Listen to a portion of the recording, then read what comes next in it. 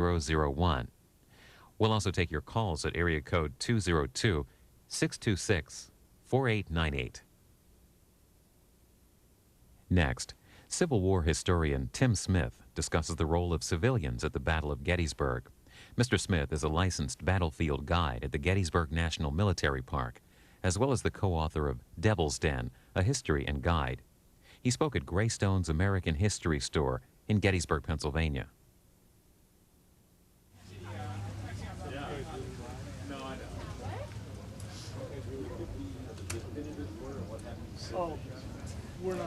Okay, we're going to get started with our next speaker. We're going to welcome Tim Smith. And Tim is a native of Baltimore, Maryland. He is a lifelong student of American Civil War history.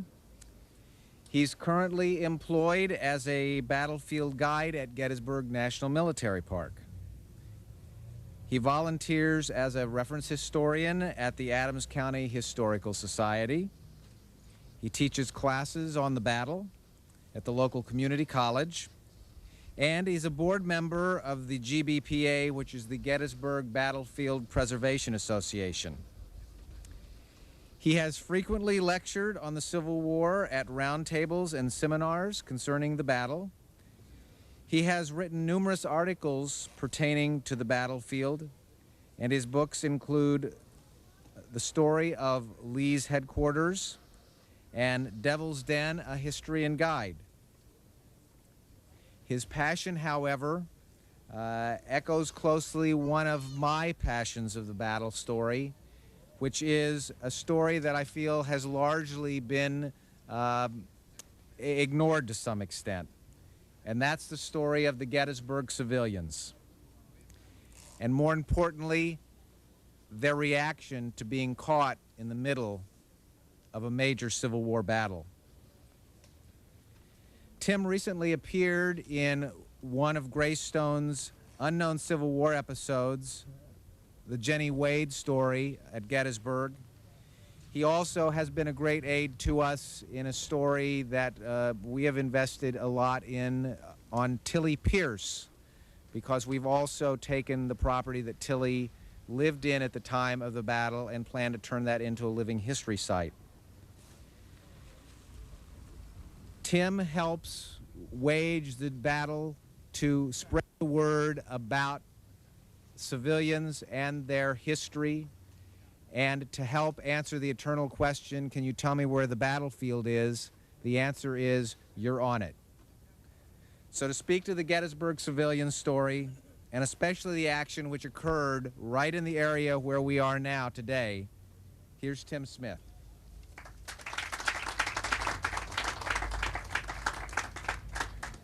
Thank you, Craig.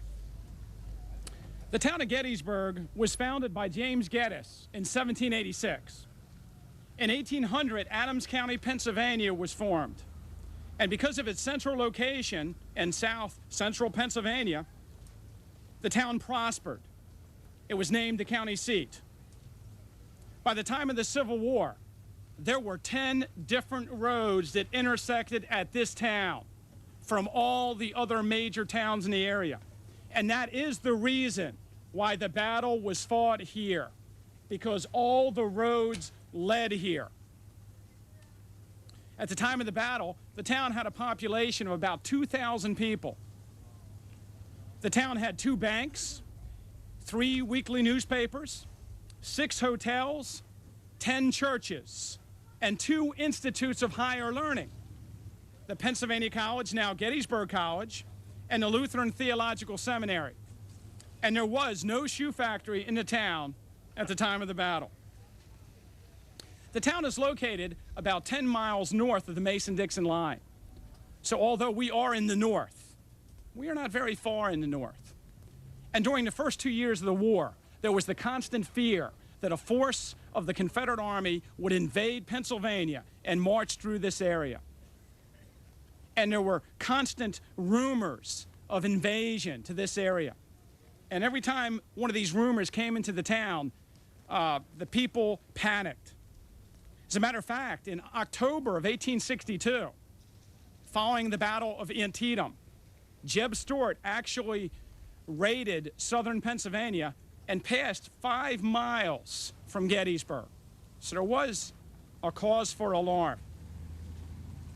And every time we had one of these alarms, all the businessmen in town put their goods in the wagons, put them on car loads, and shipped them out of the town by rail or by carriage. All the farmers got all their cattle together and their horses, and they took them to safety across the Susquehanna River if possible. It was not until the summer of 1863, though, until an actual uniformed Confederate soldier entered the town of Gettysburg. Not many people realize it, but on June 26, 1863, the Friday prior to the battle, the Southern Army entered Gettysburg for the first time. It was a column of Southerners under the command of General Juba Early, and they were marching from Chambersburg, and they were marching east towards York. They actually spent the night in Gettysburg. They held the town for ransom. They didn't get much because prior to their arrival, most of the goods and supplies in the town were placed on the train and sent off to safety. And all the horses and cattle in the area were sent to safety. 2 days later, on June 28th, a Northern unit entered the town. And you don't hear much about this, but on June 28th, Michigan Cavalry, under the command of General Copeland, entered the town coming from Emmitsburg. And it was the first vanguard of the Army of the Potomac, marching from Virginia. They spent the night on June 28th, and then they headed back down the Emmitsburg Road, where General Copeland was relieved of command. Does anybody know who relieved General Copeland? General Custer, and that's why you've never heard of him. On June 30th, another detachment of the Northern Army entered the streets of Gettysburg, General John Buford's Union Cavalry. And when they entered the streets, the people were ecstatic. They were happy. For the first time in days, a Northern presence in the town was felt. There was a huge parade-like atmosphere down Washington Street behind us as the Confederate Army entered the town, and all the supplies that were available that hadn't been sent out of the town were used in feeding Buford's cavalrymen that night on June 30th. Most of the people in the town believed that there was no way a Southern force would defeat the 3,000 men that had arrived in town that night. You got to keep in mind, that may be more people than any of these citizens have ever seen in one place in their lives. And there's going to be a lot more on July 1st.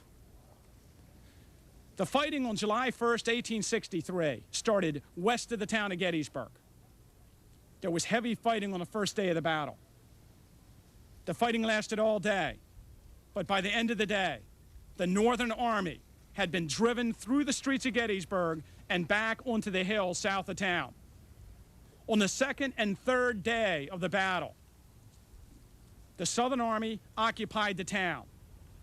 The Northern armies occupied the hills just off to our left. During the battle, the Southern Army set up positions in buildings at the edge of the town, and the Northern soldiers set up positions on Cemetery Hill, and they fired back and forth at each other for 2 days. Right now, we are in the middle of a violent sharpshooter battle that took place in the town of Gettysburg. And yes, you hear a lot about the fighting on the battlefield, but there was actually hand-to-hand, street-to-street fighting in the town on the evening of the first day, and then sharpshooter fighting on the second and third day. It's interesting that we're giving this lecture right at this spot. Nothing could be more appropriate. Across the street, across Baltimore Street, near the entrance to the present middle school, there is the Weinbrenner House. And the Weinbrenner House, during the battle, a few citizens from the area hid in that basement. And you can believe that the townspeople are hiding in their basements during the battle. They are scared. They have no idea what is going to happen to them. They fear for their lives. And we have a student of the Lutheran Theological Seminary who ends up in the basement of a building right here across the street in the middle of this sharpshooter action. And he later wrote, Out of this house from Wednesday evening till Saturday morning, we were not able to go without imminent danger of being killed. The Confederates entered the house where we were, and they discharged shots from the doors and the windows.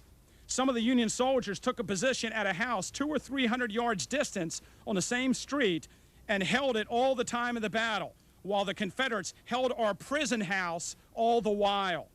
And these two squads of men kept up an almost continuous duel. We had to remain in the cellar as long as daylight lasted on Thursday and Friday. And what added to our discomfort and that of the entire family, when the Confederates entered the house, they took away everything edible except a small piece of dried beef and some coffee. In our prison, we could hear the Union cheer and the rebel yell out on the bloody field, while the shells shrieked and moaned flying over our heads, and hear the roar of the terrific cannonading which caused the house to shake, while ever and anon we heard Minnie balls crashing through the windows and the doors above us.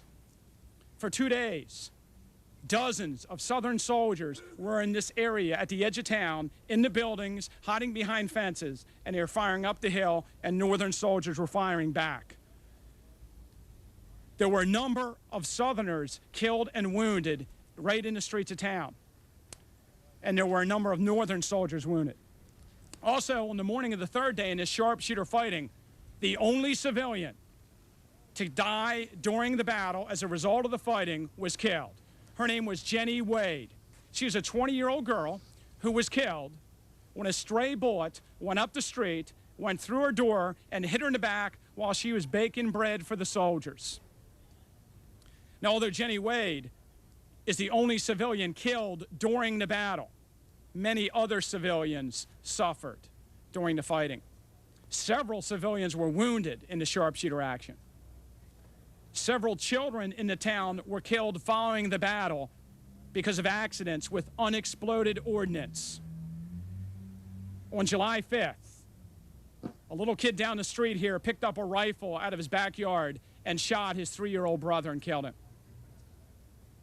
The day before Lincoln gave the Gettysburg Address, a visitor in town found a cannonball on the sidewalk, or near the sidewalk in a bush, and he was banging it against the side of a building to get the powder out when it exploded and killed a little boy standing near him. So we have other civilians that were, let's say, casualties of the battle.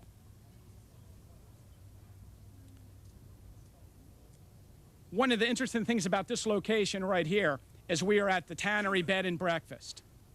I don't know how many people realize it, but it's named after Roop's Tannery. John Roop had a tannery here at the time of the battle. And John Roop is an amazing individual. And one of the reasons is because he wrote a letter to his sister on July 19th, 1863. And we have the original letter at the Adams County Historical Society. It was given to us in the 1960s. And he describes his experiences while he is in a house that was right here at this site. His house no longer stands. It would have been right there where the Tannery Bed and Breakfast is. The tannery itself was located right here in this area around us. During the first day of the battle, his family hid in their basement as best as they could. On the second day, he took his wife and his kids and he sent them with his father up towards the square where they could find safety. But he decided to stay at his house. And he writes this to his sister-in-law. Thursday, which is July 2nd, Father came and took Carolyn and the children up to his house. I was then in the cellar by myself that Thursday night, all day Friday, and Friday night until Saturday morning, when relief came by our troops coming into the town on the double quick. The Rebs had my tannery in their possession for 4 days. They had to shop for a fort. It was full of rebels firing at our pickets up at Welty's fence. Now, Ian, I will tell you about my warm and uncomfortable situation I was placed in. The rebels occupied the whole of the town out as far as the back end of my house. Our men, that part of the town which lays between our house and the cemetery. Our men occupied my porch, and the rebels the rear of the house, and I in the cellar. So you can see that I was on neutral ground. Our men knew I was in the cellar, but the Rebs did not. I could hear the rebels load their guns and fire. There was one of our men killed under my big oak tree in the lot, and one killed in Snyder's Meadow close to our house. The Rebs occupied Mr. McCreary's house, from which they could pick off our men as they pleased. Our sharpshooters found it out and kept a lookout and finally shot one in Mr. McCreary's front room upstairs and killed him. Also, 2 were killed in Mr. G. Shriver's house next to the Pierces. It was awful thunder. Virginia Wade was killed while kneading up her bread. I think this is a very interesting letter, not only because it gives us a contemporary account of what it was like to be in one of the buildings in the town during the fighting, but also because of what he writes at the very end of the letter. I think we have given the rebels a sample of Pennsylvania life in which they will remember Gettysburg, for even our beautiful cemetery has suffered very much. But I would go through it all again, the same fire again, if we had them back again, to repeat the same woes to them again. That's an interesting account. And it's accounts like that that really make the civilian experience come alive for us. People who write about their experiences within days or weeks after the event. Sometimes when you read memoirs that are written years and years later, they are written with a lot of hindsight. We are fortunate because we have the diary of a lady named Sarah Broadhead. And Sarah Broadhead kept a daily journal of the events that occurred the month surrounding the battle. And I know when you read books on the fighting, you constantly read descriptions of what it was like. But she gives one of the best descriptions I've ever read of the bombardment that preceded Pickett's charge on July 3rd. This is from her diary. Nearly all the afternoon, it seemed as if the heavens and earth were crashing together. The time that we sat in the cellar seemed long, listening to the terrible sound of strife. More terrible never greeted human ears. We knew that with every explosion and the scream of each shell, human beings were hurried through excruciating pain into another world, and that many more were torn and mangled and lying in torment worse than death, and no one able to extend relief. The thought made me very sad, and feel that if it was God's will, I would rather be taken away than remain to see the misery that would follow. Some thought this awful afternoon would never come to a close. We knew the rebels were putting forth all their might, and it was a dreadful thought that they might succeed.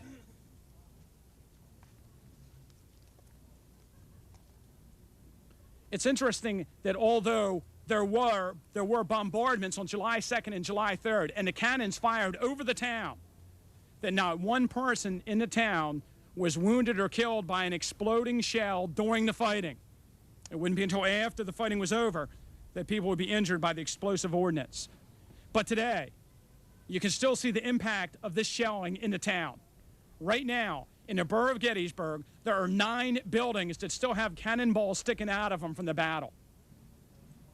Of course, we're not sure how many of the cannonballs are real or how many have been cemented into the building by the people that lived there later. Why would they do that? Altogether, there are 15 buildings in town that still show battle damage of some sort, either cannonballs sticking out of them or bullet holes from the fighting. July 4th, the Northern soldiers recaptured the town. And on July 4th, there's a sharpshooter battle west of the town.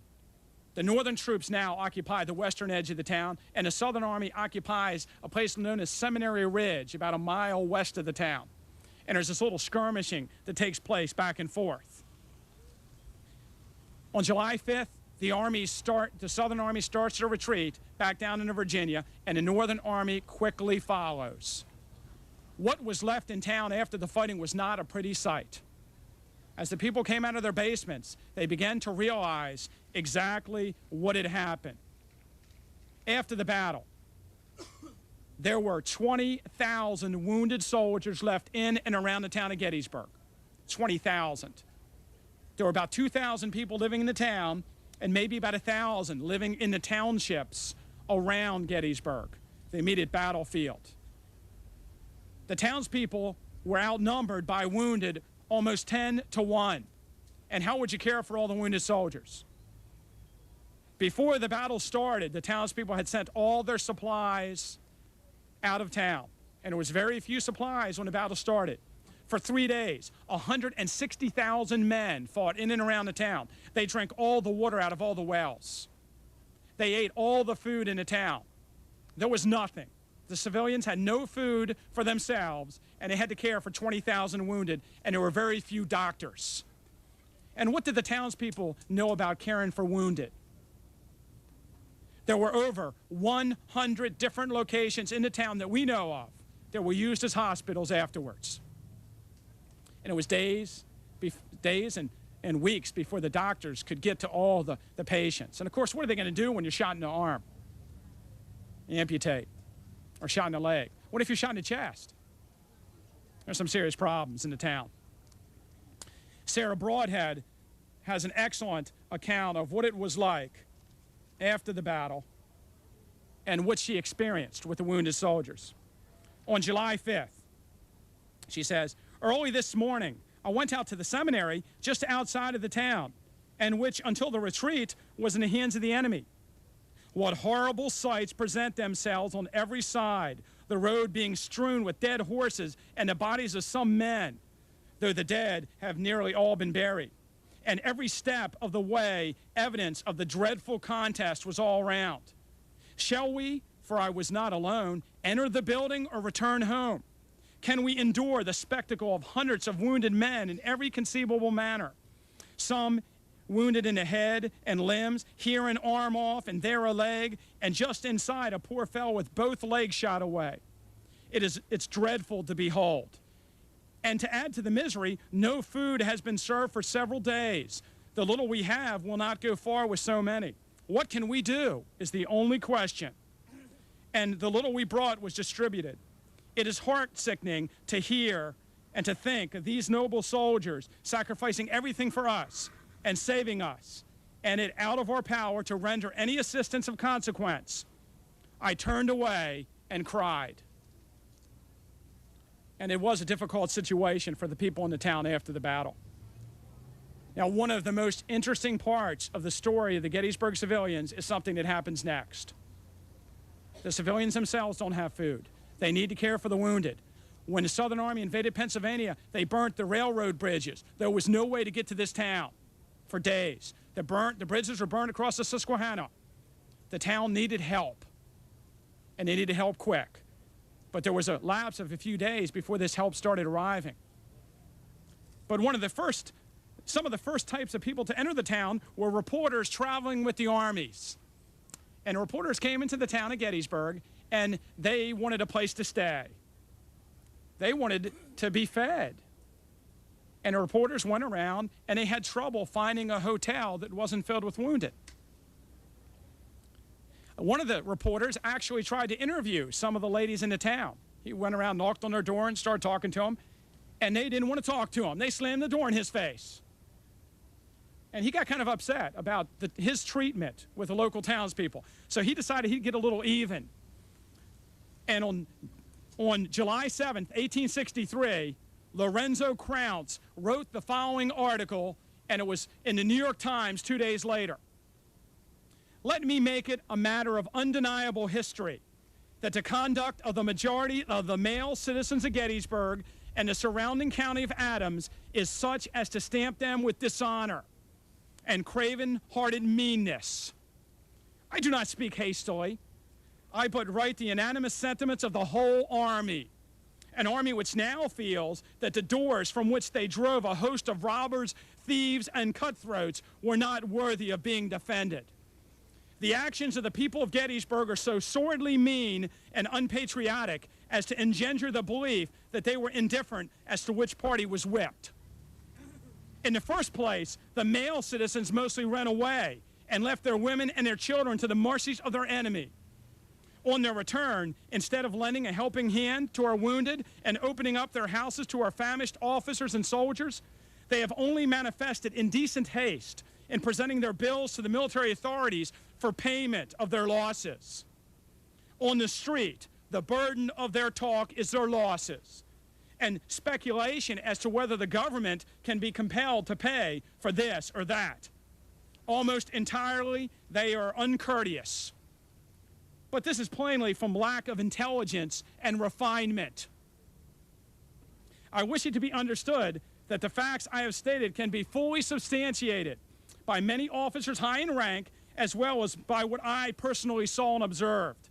This is Adams County, a neighbor to Copperhead, York County, which is still nearer to stupid and stingy Berks County.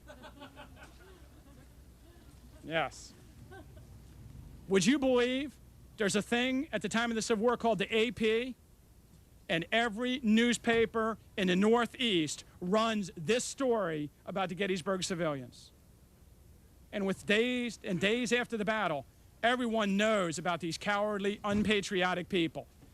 And to make things worse, to this day, every year, I can pick up a new book from the bookstore, and I can see someone footnote this article as evidence of the townspeople's activities during the battle. It's had a major impact on the perception of the Gettysburg civilians.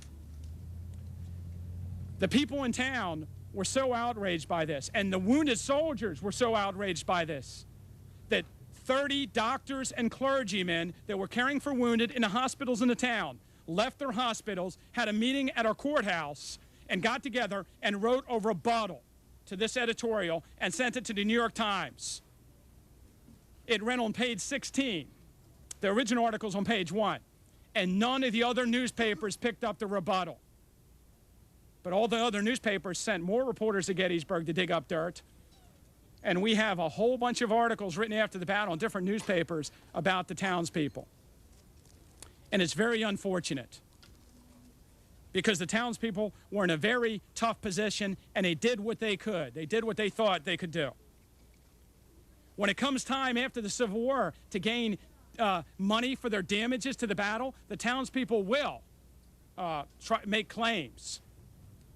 But almost every single claim is turned down. Very few of them actually got any money out of it. And many of them who did get money did not get the amount of money they asked for. There were questions asked them like, well, where was your receipt? You say they used your house as a hospital. Did you manage to get a receipt from the doctor? You say the Union cavalry took all the hay out of your barn? Did you get a receipt for that hay? Of course, the civilians, they just weren't thinking about that at the time. And today, when I go to the National Archives in Washington, D.C., and look through the claims files, it's kind of sad to see what happens in some of these instances. Probably the worst case scenario is William Bliss. William Bliss lived in Cumberland Township. His house was about a mile from here, just south of us, just along the Emmitsburg Road. William Bliss, during the battle, he and his family had fled. On the morning of the third day of the battle, a Northern general ordered Northern soldiers to go out and burn his farm to the ground because Southern infantry was getting inside the barn and they were firing at his position on Cemetery Hill. Northern soldiers burned down a Northern farm. This guy was not a Southern sympathizer. And when he came back, there was nothing left. He had lost everything in the fire. All he had left was the clothes on his back. And he was obliged to sell his land so he could get some money to move on. But in 1865, when he was interviewed, he said, "Let it go. If I had 20 farms, I would give them all for such a victory." And I like to think that's what the Gettysburg civilians, I'd like to think that he really did say that. One thing I want to leave you with is a lot of times you read books and they give you quotes from famous generals or people who were there, important dignitaries. When Lincoln came and gave the Gettysburg Address in November of 1863, he spoke for about 3 minutes, and he gave one of the greatest speeches in American history. And the most interesting quote I've ever seen about the Gettysburg Address was written by a butcher who lived in Gettysburg, Harvey Sweeney. He lived in what today is the Farnsworth House, just less than a block from us here. And on the morning of November 19th, 1863, before the address, he stood in front of his house and he watched the procession march up to the cemetery, and he watched Lincoln go by. 10 days later, he wrote a letter to his brother in Illinois, and he said, at 10 o'clock, the procession was formed and began to move. This was a grand and impressive sight. I have no language to depict it. And though the mighty masses rolled on as waves through the mighty ocean, everything was in perfect order. A living sea of human beings. But the greatest of the great men that honored this occasion was President Lincoln, mounted on a beautiful bay charger between Seward and Chase. Like Saul of old, he towered a head taller than any man. He said gracefully, bowing with a modest smile and uncovered head to the throngs of women, men, and children that greeted him from the doors and the windows. His modest appearance and dignified manners, to say nothing of the noble speech he made here, has endeared him to the hearts of the people and added thousands of friends to him on that day.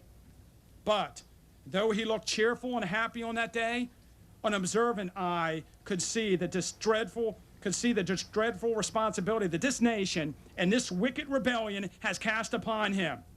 It has had its marked effect, and that he feels the terrible responsibility that rests upon him. And that's from a butcher in Gettysburg. And it's never been cited in any book written on Lincoln's Gettysburg Address, which is fascinating. Another fascinating aspect of the civilian story is the fact that because no attention is given by the Northern government to the damages suffered by Northern civilians, there's a little bit of retribution. You know, it's different in the South because the Northern Army considered them to be in rebellion, and they're not going to get paid damages for the war. But this is a northern town with patriotic citizens. Although Lincoln gave the Gettysburg Address in our cemetery 4 months after the battle, 15,000 people were in the crowd, and 10,000 of them were from Adams County. Guess who carried Adams County in 1864? George B. McClellan. I think it's interesting, some of the things the Gettysburg civilians went through. I just wanted to give you a general overview. And I guess if anybody has any questions, I'll take some questions. I'm sure you have lots of questions.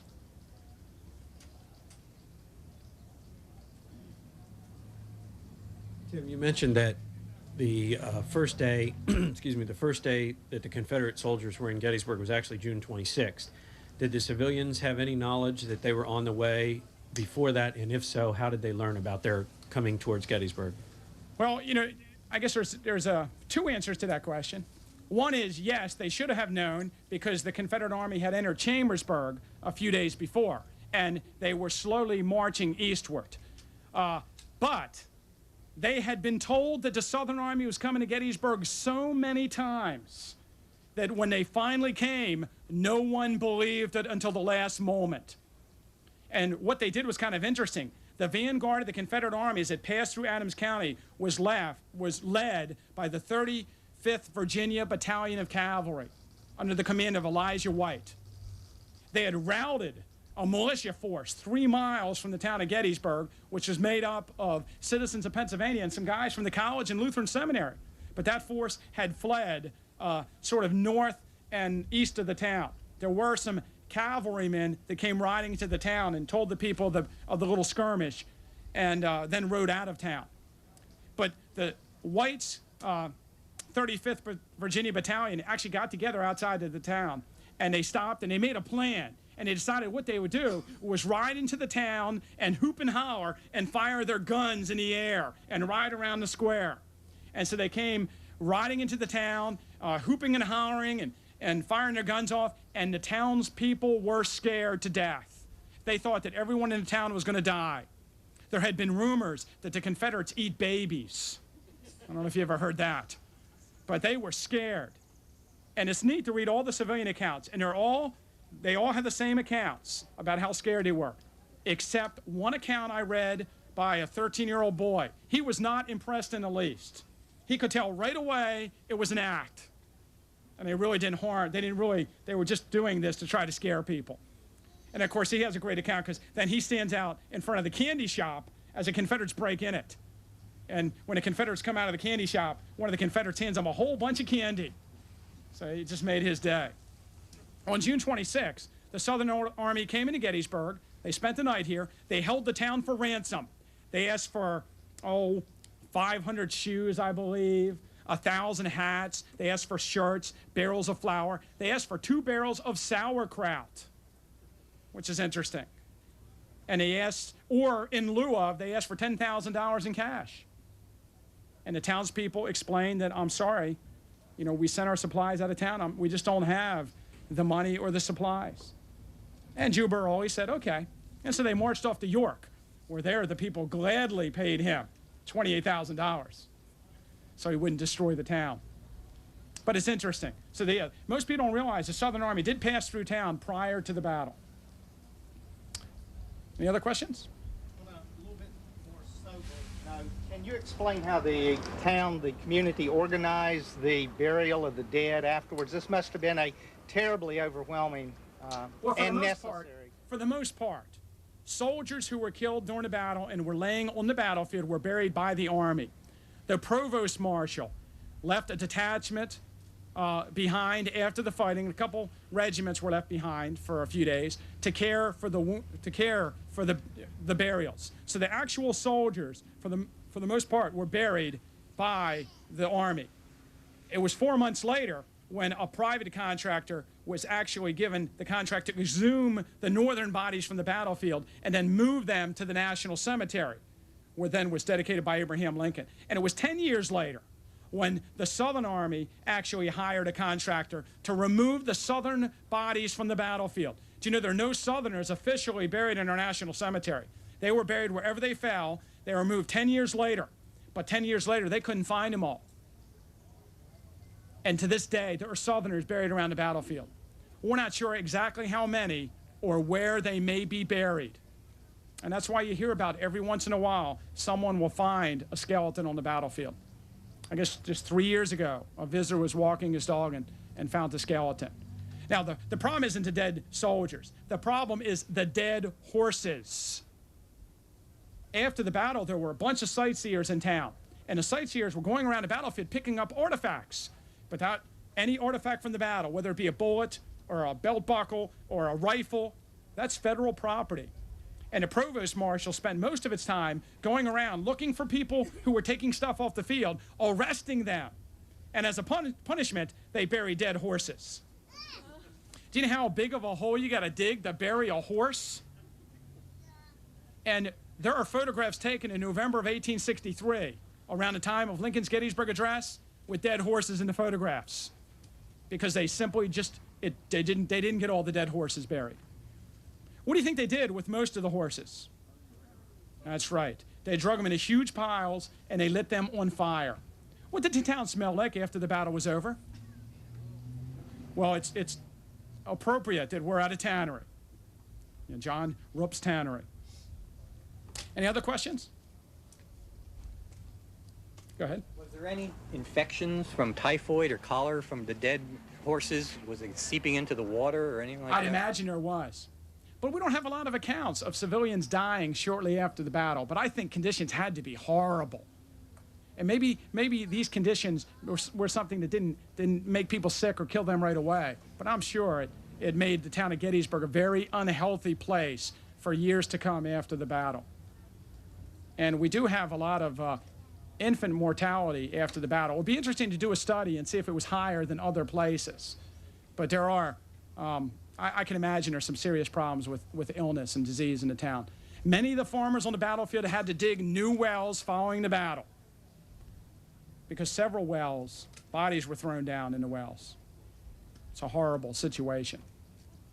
What perceptions did the townspeople actually have while the battle was going on? Did they have any sense for how the battle was going, or did it take until like the 4th of July before they, really knew what had happened? I think one thing to keep in mind is the Battle of Gettysburg is interesting for a number of reasons with the civilians, but it's not like we're down in Virginia. These people have no idea what a battle is. Maybe some of their sons have fought in battles.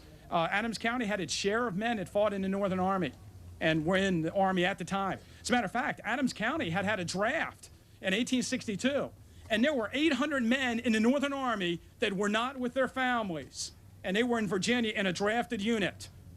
And of course, that might be what Mr. Krauss is talking about, where there's not a lot of men around. They are in the Army. But the people here, they don't know what a battle's like. There was no battles. And, you know, beside the last fighting that ever took place in this area was during the French and Indian War. I mean, even the Revolution, there were no battles close to us. They had no idea what it was going to be like. And most of the civilians believed that General Buford and his 3,000 men on June 30th are going to hold back any force that attacks the town. They have no idea what to expect, and people are really happy on July 4th. And I think it is July 4th when the people realize it's over and the town has been spared. And you know, one thing that's kind of interesting, the town's real lucky because during the first day of the battle, the Southern Army captured the town and held it until July 4th. So during the battle, the Southern Army doesn't shell the town because they're in it. And the Northern Army doesn't shell the town because it's a northern town. If the Northern Army had occupied the town, and the Southerners might have shelled it. So that's kind of an interesting note. You have another question? Was there any sense of a revenge factor from the South for the kind of treatment that the Northern soldiers had given, like Fredericksburg and other places? No. And I think, you know, there's reasons why Robert E. Lee was a great general, and there's one of them. Robert E. Lee had issued orders to his soldiers that no property would be harmed in Pennsylvania, no private property. And no one who stayed at their house was damaged by the Southern Army. Now, if you fled your home, they could go in and take, you know, that was fair game. But if you stayed at your house, they protected your rights as a property owner. See, Lee did not want the Northern civilians to feel angry about his occupation of Pennsylvania. He was hoping that they would rise up and say, why are we fighting these people? They're not doing anything wrong. They're not harming us in any way. And he actually, of course, the Northern Army is in the South. They're kind of going around the southern countryside. If they see a chicken, they're going to go in that farmer's pen and they're going to take that chicken and they're going to eat it. And what's really amazing, another reason why I believe Lincoln loses Adams County in the 1864 election, is when the Northern and Southern Army get in Pennsylvania during the Gettysburg campaign, which army do you think abuses the civilians more? The Northern Army. Because for 2 years, they're used to pillaging the countryside in Virginia. The Southern Army, you know, they were in Virginia. They couldn't go over to a farmer's house and steal a hog. There were strict rules, and they abided by the same rules when they were in Pennsylvania. But the Northern soldiers are just going around taking things from the civilians. And it's funny after the battle to see their reaction. The other thing in that I should mention, the Southern Army, General Juba Early on June 26 made one exception, and he did destroy personal property. He burnt down Thaddeus Stevens Iron Works in Caledonia. And he wrote a memoir after the Civil War, and he said, I think, you know, everybody would understand that.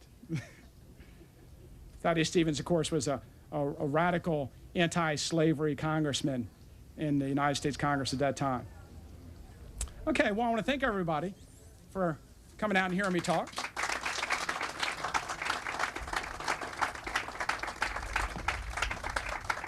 Tim Smith is currently a licensed battlefield guide at the Gettysburg National Military Park. He volunteers as a reference historian at the Adams County Historical Society and is a board member of the Gettysburg Battlefield Preservation Association. In addition to writing numerous articles about the Battle of Gettysburg, he's the co-author of this book titled Devil's Den, A History and Guide. It's published by Thomas Publications.